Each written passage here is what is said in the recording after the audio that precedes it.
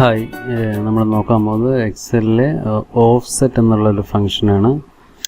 നമുക്ക് കുറച്ച് data already updated ആണ്. നമുക്ക് ഓഫ്സെറ്റ് എന്നുള്ള ഫംഗ്ഷൻ ഇതിൽ എങ്ങനെയാണ് വർക്ക് ചെയ്യുന്നതെന്ന് നമുക്ക് നോക്കാം. ആദ്യമായിട്ട് നമ്മൾ കീബോർഡിൽ ഈക്വൽ ടു അടിച്ച ശേഷം ഓഫ്സെറ്റ് എന്ന് ടൈപ്പ് ചെയ്യുക. അത് ആദ്യം വേണ്ട റെഫറൻസ് എന്നുള്ള ഇതാണ്.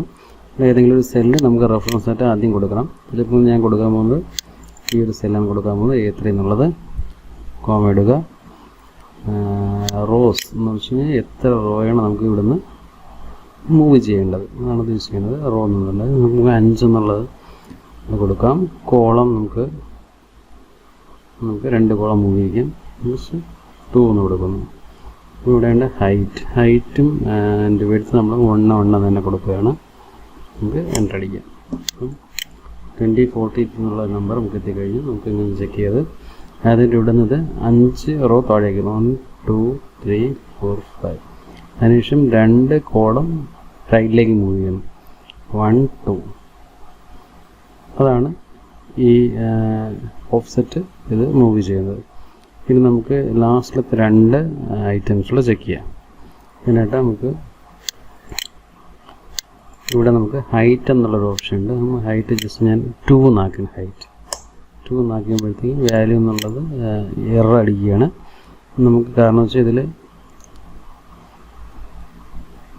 2 സെല്ലിൻ്റെ വാല്യൂ ഒരുമിച്ച് വരുന്നുണ്ട്. ഇവിടെ എറർ അടിച്ച് അതിനുശേഷം നമുക്ക് ഒരു സം എന്നുള്ള ഫംഗ്ഷൻ കൊടുത്ത് നമുക്ക് ഔട്ട്പുട്ട് ചെക്ക് ചെയ്യാം.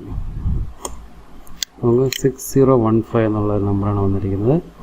നമുക്ക് ചെക്ക് ചെയ്യാം. അപ്പം ഇവിടെ വന്നതിന് ശേഷം ഹൈറ്റ് 2 ആയി. അപ്പം ഹൈറ്റ് 2 ആകുമ്പോഴത്തേക്കും ഇതും കൂടെ ചേർന്നിട്ട് ഒരുമിച്ച് വരും. അതാണ് 2 കൂടെ ചേർന്ന് വരുന്നതാണ് ഇവിടെ ആദ്യമായിട്ട് നമുക്ക് എറർ അടിച്ചത്. അപ്പോൾ സമ്മന്ന് കൊടുക്കുമ്പോഴത്തേക്കും ഈ ടോട്ടൽ നമുക്കിവിടെ എടുത്ത് കാണിക്കും.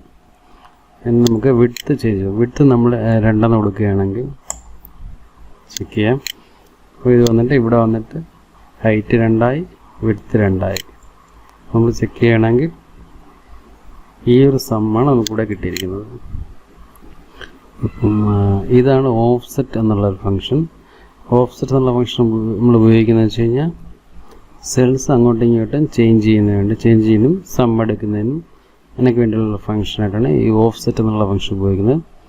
അപ്പോൾ നിങ്ങൾക്ക് എല്ലാവർക്കും ഇത് മനസ്സിലാക്കാണെന്ന് വിചാരിക്കുന്നു. Thank you.